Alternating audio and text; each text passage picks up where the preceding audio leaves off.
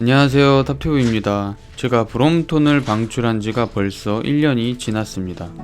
주행성과 가격 대비 성능이 도저히 납득이 안 돼서 방출을 했었고요.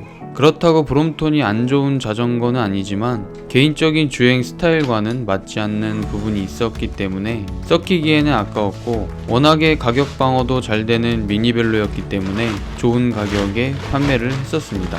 제가 브롬톤이 마음에 안 드는 부분이 딱 두 가지가 있었는데, 첫 번째로는 내장 기어 방식이었고, 외장 사단도 있긴 하지만 가격은 더 비싸죠. 그리고 두 번째로는 성능 대비 납득이 안 되는 가격이었습니다. 물론 브롬톤은 특유의 감성과 제품 퀄리티 면에서는 최고라고 생각은 하지만 타면 탈수록 뭔가 아쉬움이 많이 남는 미니벨로였습니다. 그 뒤로도 가끔씩 브롬톤이 생각날 때마다 검색을 해보곤 했는데, 브롬톤의 특허가 풀리면서 여러 유사 브롬톤들이 출시를 했는데 가장 관심이 갔던 부분은 외장 기어 방식과 조금 더 합리적인 가격이었습니다. 하지만 마음에 드는 유사 브롬톤도 가격대가 100만원이 훨씬 넘었기 때문에 쉽게 구매를 하기에는 또 고민이 됐었습니다.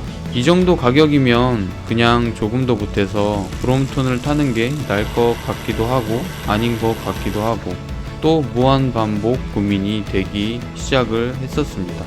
영상에 보이는 제품은 티티카카 큐브 X9입니다. 60만원대의 외장 9단, 텐셔너가 필요 없는 폴드비 드레일러. 제가 지금까지 원했던 두 가지를 모두 충족시켜주는 유사 브롬톤입니다.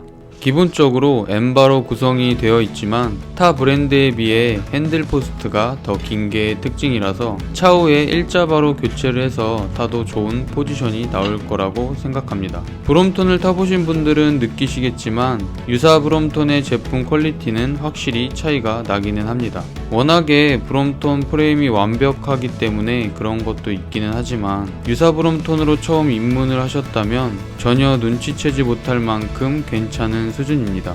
그 외적인 부분은 브롬톤과 거의 유사하다고 보시면 될 것 같습니다. 먼저 라이딩 느낌을 말하기에 앞서 한 가지 말씀을 드리고 싶은 게 있는데, 많은 분들이 이 제품 저 제품 중에 뭐가 더 좋나요? 라는 질문을 굉장히 많이 합니다. 참고로 저는 기회가 된다면 많은 미니벨로들을 접해보는 게 올해 계획이었는데, 그렇다고 하더라도 시중에 나와 있는 자전거를 제가 다 타볼 수도 없고 주관적인 생각이 많이 들어가기 때문에 뭐가 더 좋다라는 대답을 하기에는 많이 부족한 부분이 있습니다. 단순히 제가 제품 비교 및 스펙에 대해서 설명만 한다면 애초에 제 채널 성격과는 맞지 않고 느낌적인 부분만 전달하고자 하기 때문에 이 점 참고해 주셨으면 좋겠습니다.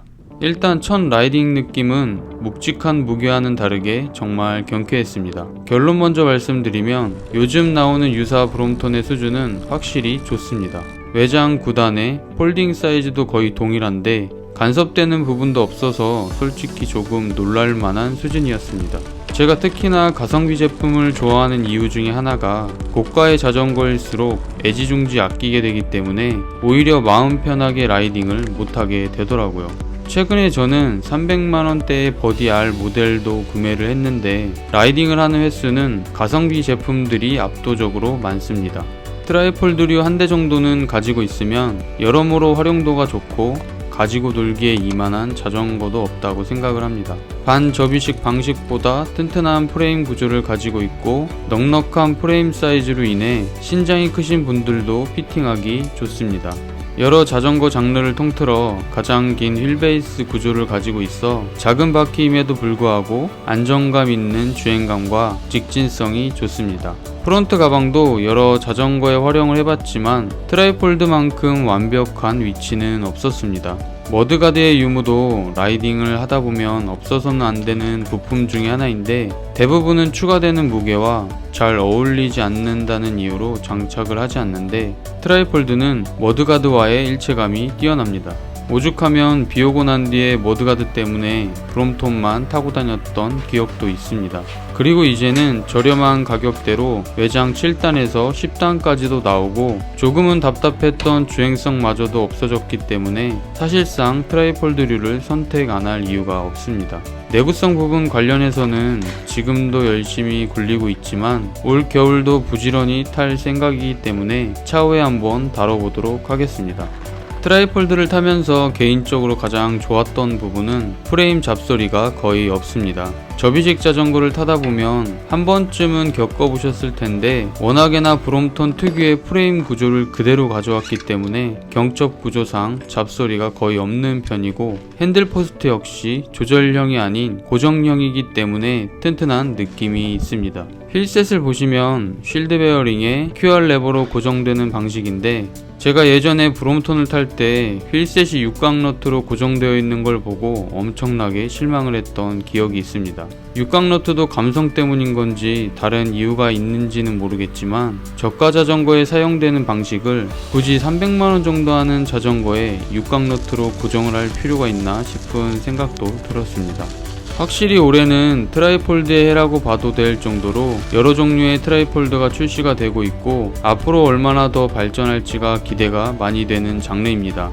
사실 지금의 가격대의 성능도 충분히 만족하면서 타고 있는데 문제는 지금 타고 있는 큐브가 너무 마음에 들기 때문에 이렇게 좋은 제품들이 계속 출시를 한다면 지갑은 점점 더 얇아질 것 같아서 정말 개미지옥이 따로 없습니다.